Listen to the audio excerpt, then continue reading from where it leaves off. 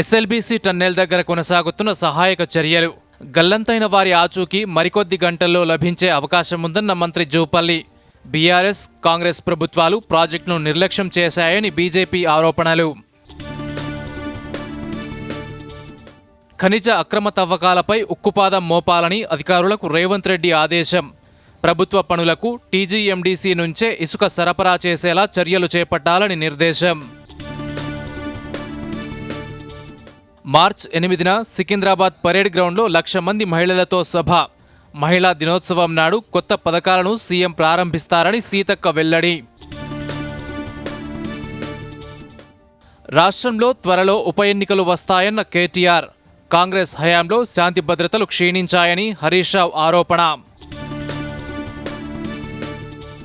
ప్రపంచ దేశాల ప్రజలు భారత్కు రావాలని కోరుకుంటున్నారన్న ప్రధానమంత్రి. భారత్ ఆచారాలు, ఆహారాలను ప్రపంచం అనుసరిస్తుందన్న నరేంద్ర మోదీ.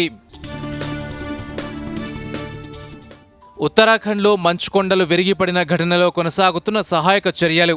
గల్లంతైన వారిలో 4 మృతి, మిగిలిన వారి కోసం గాలింపు. ఐసీసీ ఛాంపియన్స్ ట్రోఫీలో 179 పరుగులకు ఇంగ్లాండ్ ఆలౌట్. చెరో 3 వికెట్లు తీసిన మార్కో యాన్సన్, వియాన్ మల్డర్.